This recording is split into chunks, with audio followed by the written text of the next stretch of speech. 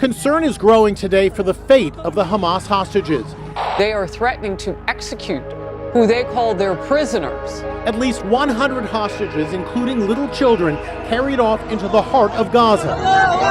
Just imagine attempting a rescue mission here in one of the most lawless and densely populated places on Earth.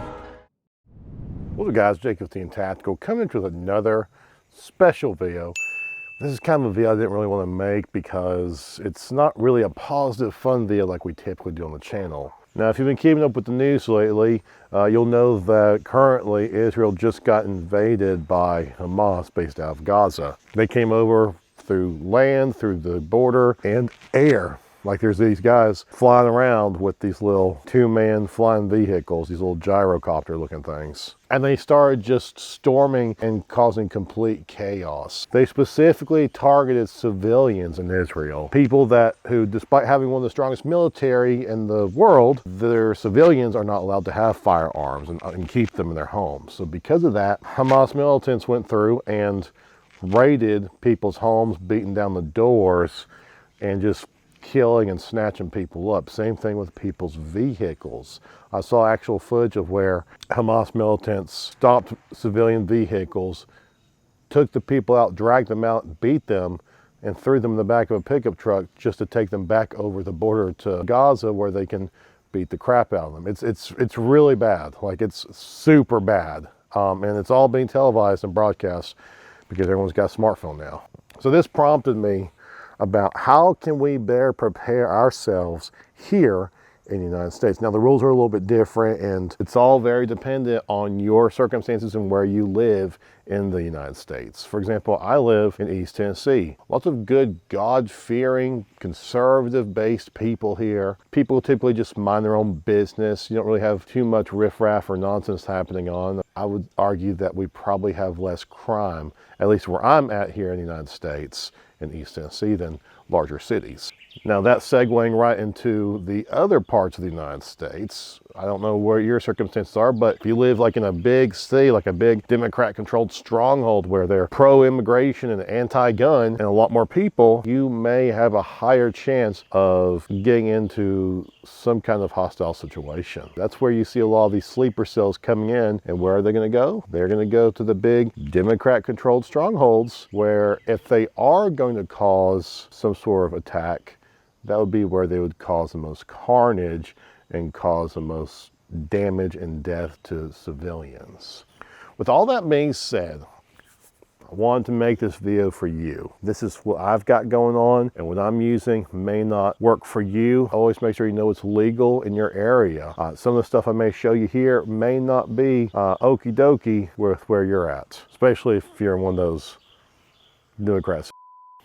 So with my current situation, I feel like the place I might be most vulnerable in is going to be when I'm on the road. So we're focusing on sort of what I have prepped, what I have planned in my car. In the driver's side door, I keep a Glock 19 with night sights and about 3 to 4 mags, just depending on if I've been shooting that day or not. I keep this in the driver's side door along with this leather holster. Honestly, I have found this to be the most comfortable holster. I believe it's a DeSantis holster that makes it. Soft leather, super comfortable.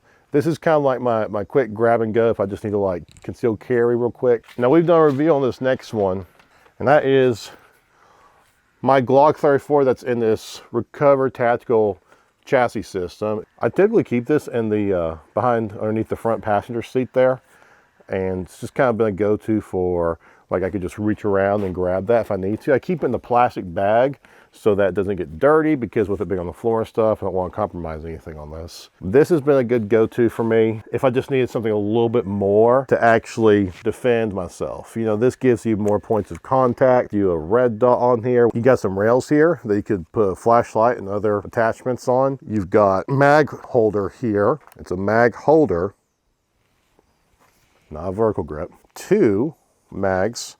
This is a 28 round mag, by the way. You can count it if you want, 28 rounds. And you got this good stabilizing brace to kind of help, you know, use it as you need to. This helps increase your range and accuracy significantly. My question is, should I keep this in the car? What do you think? It's a 9mm. just another 9mm. It has nothing to do with the pistol brace thing that's currently going on in Congress. Has nothing to do with that. It's just a matter of, is this something I should have in the car, or should I swap it out for something else? We've done a whole video review of this, and I absolutely love it. It's my favorite chassis system that I think you can get right now. So what do you think? Is this a keep, or is this something I should remove? Of course, I got some ear pro that I need to keep in the car because you don't want to blow your hearing out. Up next is a bug out bag. Now this is kind of a bag more like, hey, you know, you're broken down somewhere and you got to get back home. I got here a big old water pack thing. I forgot what those things are called. It's like a camel pack thing that you can fill up with water. On top of that, I've got this trauma pack that's inside here. That's to kind of stop bleeding from gunshot wounds and whatnot. We got some toilet paper because, hey, you never know, you might need toilet paper. As well as something more practical, these little dude wipes. I've got like a basic first aid kit. It says for emergency preparedness. It's got some stuff in there. It's supposed to be decent just for going along with the quick clot trauma pack. All kinds of good stuff there. Some Blackbeard fire starter, really good stuff, highly recommend that. Some cutlery, which we'll get to in a second while we've got that in there. A life straw.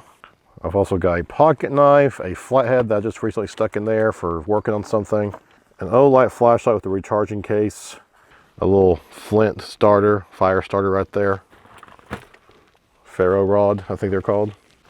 I keep everything in there sort of like this with the trauma pack up front, because if I have something going on, I need to be able to just reach in there and pull this out. And I've already got it torn open as well, so I can go ahead and quickly get stuff out if there's a gunshot wound. Next thing I keep in my car, 4 Patriots and 2-hour survival food, hence the cutlery. This is something I got a while back. I think I found it at my mom's house here. It's all freeze dried. It's supposed to be like super long lasting. I figure if you're in a really bad situation, you could have this in your car. You can just grab it with you and you grab your bag.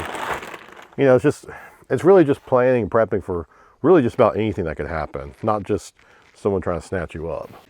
Almost forgot, I also have my tourniquet. I forgot to pull that out of the bag as well. Make sure you got one of those always. So that's kind of been my level of preparedness for the longest time. I'm not really thrilled with it. I feel like there's more I could do. So one thing I'm adding to the thing here is a battle belt. Now this belt's actually made by Core Essentials. It comes in roughly about 139 bucks. They did send this out to us for us to check out and review, so very much appreciated, guys. As you can see, it's still kind of incomplete. I'm kind of new to the whole battle belt thing. I've used a lot of like competition belts, but you can't use the same equipment on a battle belt as what you use for a competition belt in most cases. Right now I've got just a couple of pistol mag pouches here, as well as my IFAK, is that what they call it? Your blowout kit there with all your stuff that you need. I have a drop leg holster that's going to come in and sit here sort of like near the front here at my 2 or 3 o'clock roughly. I still need to probably add a flashlight as well as a knife to this setup too. I'm trying to keep the back kind of open because I want to be able to get on my back if I need to when I'm wearing this. The thing I really liked about this belt is that it's basically tailored to fit your size individually. Like most battle belts, it's got this clip here, so you can actually take it out. And then it's got the inside belt there that you can undo. Just like that. Got very cool clicky clicks. I like that. The thing I really liked about this particular belt setup is you actually cut the belt down. They give you like a special tape measure, and you actually cut the belt down to the size that best fits you based on whatever waist size you typically wear in your pants. Check this out. You actually have to install the buckle yourself. So there's 2 screws here. If you guys can see that, there's a couple screws there, as well as this little latch that actually opens up, and there's teeth that kind of hold the thing in place. So you actually cut the belt down, and then you install this. You tighten those 2 screws, you put those little teeth things in, and that actually holds the belt buckle in place for you. It seems to be very durable. I like it so far. So very cool on them for sending this out to us. I am going to continue to work on filling this belt out. If you have some suggestions, I really appreciate it. But a big thank you to Core Essentials for singing out. We really do appreciate it. And I think we'll probably do a full review on the belt here in the near future. At this point, I'm still trying to just fill it out and everything before I do a review of it, but so far I like it. Very good. Now the last thing I'm thinking about adding to my vehicle, considering all the possible sleeper cell nonsense and me traveling around and getting caught up in potentially a bad situation like that. And the reason why I asked you if I should take away the Glock 34 and that chassis system is because I'm thinking about adding this. This is what I like to lovingly call my Obi-Wan Nairobi on a budget. We've got Palmetto State Armory upper, a 10.5-inch barrel, all built by them, of course. Anderson lower. This was a stripped lower that you can see I very lovingly spray painted with Rust-Oleum there. We've got PSA's version of the SB Tactical brace back here, a budget-friendly sling that I've had for quite some time. Magpul rear sight, and we've got the fixed front sight. Holosun green dot there. It's extremely lightweight. Just about everything on this gun is budget. Like, we've got an O light up here for the flashlight. We've got the Holosun, Magpul furniture all around. I mean, we've just got plain Jane A2 flash hider up there. We've even got just a basic charging handle. This is as budget friendly as it gets. You could probably build this thing out and go with a cheaper light and red dot, and you might spend like $400, maybe $500 for this.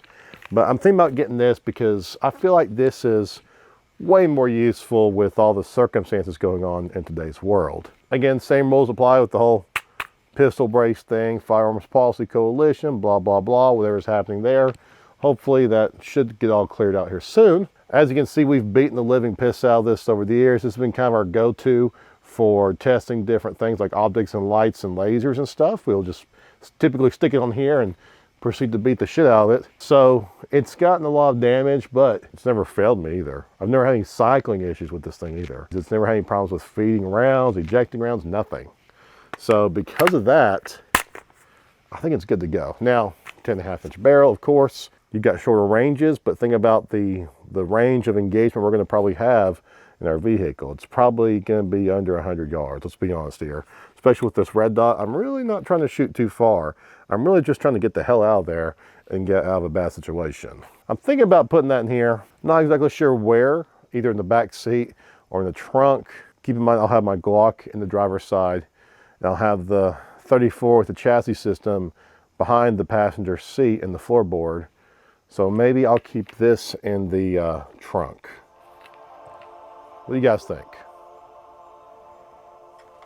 Guys, that's going to wrap it up for this video. Remember, if you enjoy this kind of content, make sure to like, subscribe, comment down below. What do you think about this loadout? Obviously, we have improvements that we need to make. I'd love to hear from you. We will see you next time.